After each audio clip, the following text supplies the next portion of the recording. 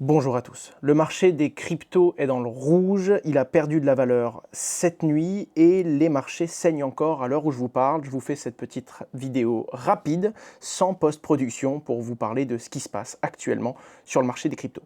Globalement, Bitcoin rend 17% de sa valeur sur 24 heures et presque 30% sur les 7 derniers jours, et l'Ether, quant à lui, perd 25% de sa valeur sur 24 heures et enregistre une baisse de 35% sur les 7 derniers jours. C'est l'ensemble du marché des cryptos qui est touché évidemment, et vous allez voir qu'il y a deux facteurs, un facteur plus macroéconomique et un facteur un peu plus spécifique qui concerne que les crypto-monnaies. D'un point de vue plus macro, premièrement, on commence avec les données décevantes aux US au niveau des emplois. On s'attendait à beaucoup plus d'emplois créés et donc naturellement ça vient augmenter les craintes d'une potentielle récession. En plus de ça, il y a la faible performance annoncée par beaucoup d'entreprises dans le numérique, notamment les grandes entreprises de la tech, comme par exemple Intel, qui annonce même des licenciements et qui perd 35% de sa valeur en bourse dans les 2 dernières semaines. On a également Nvidia qui perd 15% et même Microsoft qui rend 12% de performance au marché. En parallèle de ça, il y a les taux d'intérêt directeurs et c'est particulièrement important de le comprendre. Quand on est sorti de la période Covid, pour essayer de contenir l'inflation, la plupart des banques centrales mondiales ont augmenté leur taux d'intérêt directeur. Ce que ça fait, c'est que naturellement, ça vient favoriser l'épargne, c'est-à-dire que les investisseurs prennent moins de risques. Pourquoi aller investir sur les marchés financiers, les crypto-monnaies ou différents actifs, quand on peut générer des intérêts plus que corrects sur des produits moins risqués, comme par exemple des obligations d'État? À ce moment-là, les gens vont donc favoriser l'épargne et ça va retirer des capitaux qui sont à risque sur les marchés financiers. C'est pour ça que quand les taux d'intérêt ont été augmentés, par la plupart des banques centrales dans le monde, les crypto-monnaies et pas mal d'entreprises de la tech et les marchés financiers ont piqué du nez. Naturellement, on s'attendrait à ce que la baisse des taux d'intérêt directeurs vienne inverser cette tendance et vienne rapporter de la liquidité sur les marchés financiers. Manque de bol, beaucoup de gens s'attendaient à ce que la première baisse soit annoncée cet été, pour en tout cas le marché US, et pour l'instant la Fed, la réserve fédérale américaine, n'a pas annoncé vouloir baisser ces taux d'intérêt directeurs, au contraire, ils vont les maintenir. Ça crée une incertitude supplémentaire et ça pousse même les investisseurs à se demander s'il y aura ou non une première baisse des taux en 2024. Pire encore, la Banque centrale japonaise, elle, augmente ses taux d'intérêt directeurs. Évidemment, la bourse japonaise a très mal réagi et la bourse principale de Tokyo, l'indice qui est le Nikkei 225, des 225 plus grosses entreprises japonaises, a complètement plongé puisqu'on parle d'une baisse de 25% de la valeur de cet indicateur sur même pas 2 semaines. C'est assez fort et c'est assez compliqué en tout cas pour le Japon, et en l'occurrence, quand on dézoome, on se rend malgré tout compte que ça profite au yen qui pour le coup plonge depuis plusieurs années et qui avait accéléré la perte de sa valeur, en tout cas depuis le début d'année. Bref, certaines banques centrales maintiennent leur taux d'intérêt directeur alors qu'on s'attendait enfin à une baisse, et certaines autres, dans une situation encore plus complexe, ont même décidé de les augmenter. Ça crée un sentiment de panique, de l'incertitude, et vous le savez, les marchés financiers n'aiment pas ça. On continue évidemment avec un sujet encore plus touchy, la situation entre Israël et l'Iran, qui, en tout cas, beaucoup de gens sont attendus à une escalade avec les différents éléments qui ont eu lieu la semaine dernière. Pour l'instant, cette situation est plutôt stable, mais encore une fois, ça pose un climat de doute, de peur et d'incertitude, et les marchés financiers n'aiment pas ça et ne sont pas propices à engager des capitaux sur des actifs à risque comme les entreprises de la tech et également les crypto-monnaies.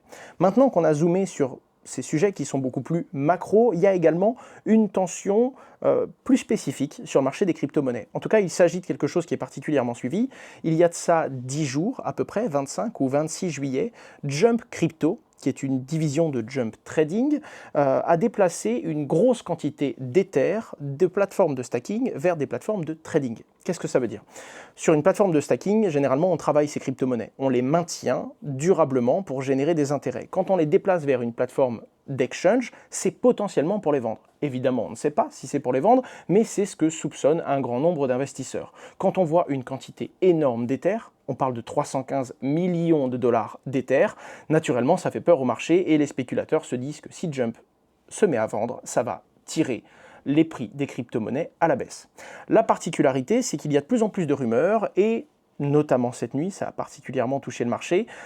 Il semblerait que la CFTC, c'est-à-dire le régulateur des commodities, attaque Jump Trading, en tout cas Jump Crypto, et les oblige ainsi en les contraignant à vendre certaines de leurs positions et donc à liquider de la crypto-monnaie. Ça vient augmenter la panique que ça génère sur le marché, ça vient augmenter la peur des investisseurs, ils vendent et ça augmente naturellement la volatilité des crypto-monnaies. Le problème quand on augmente autant la volatilité est qu'on accumule les moments de pression vendeuse, parce que je vous rappelle qu'il y avait également les pressions de vente d'MTGOX il y a de ça quelques semaines, pardon. Il y a également la pression vendeuse de certains gouvernements comme l'Allemagne ou encore les US qui liquidaient des bitcoins suite à de très très vieilles saisies ou encore pour rembourser des gens d'arnaques et de crypto-monnaies qui avaient été saisies dans certaines affaires qui datent d'il y a plus de 10 ans, dans l'exemple d'MTGOX. Ce qu'il faut comprendre, c'est que ça crée de grosses chandelles rouges et naturellement, ça vient liquider certaines positions. Quand je vous parle de liquidation, je vous parle de liquidation de contrats à terme, c'est-à-dire des personnes qui sont non pas détenteurs de crypto-monnaies, c'est-à-dire qui en ont acheté et qui la conservent, mais bel et bien des spéculateurs qui viennent parier à la hausse ou à la baisse. Quand on parie à la hausse d'une crypto-monnaie, si elle baisse, notre compte passe naturellement dans le rouge, jusqu'à un moment où il est tellement dans le rouge que la plateforme qui nous permet de parier à la baisse ou de parier à la hausse vient clôturer notre position. C'est ce qu'on appelle une liquidation.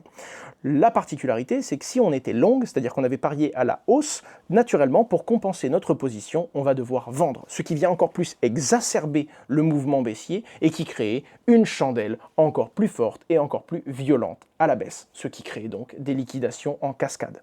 Je vous parle de ça puisque dans la nuit dernière, c'est-à-dire entre la soirée du 4 août et la nuit du 5 août, il y a eu 800 millions de dollars de liquidation de crypto-monnaies, ce qui vient encore plus accélérer le mouvement dans le rouge que nous sommes actuellement en train de vivre. Voilà, vous l'avez compris, c'est une convergence en fait de facteurs beaucoup plus macroéconomiques, d'une situation de peur, de crainte, mais également de sujets plus spécifiques, comme par exemple le cas bien précis de Jump Crypto.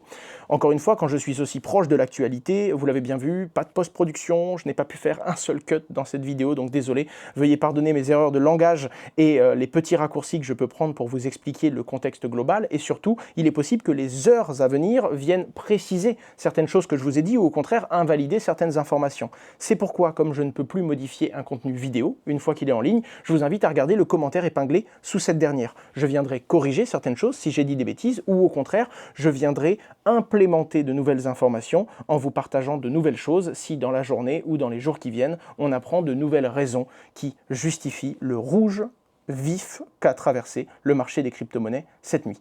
C'était Asher, j'espère que cette vidéo vous a plu et vous permet de comprendre un petit peu mieux ce qui est en train de se passer. N'hésitez pas à vous abonner, à commenter, à me donner votre avis et j'essaierai de vous tenir au courant comme je le fais habituellement, à peu près depuis maintenant 7 ans, des grands mouvements qui se passent sur le marché des cryptos.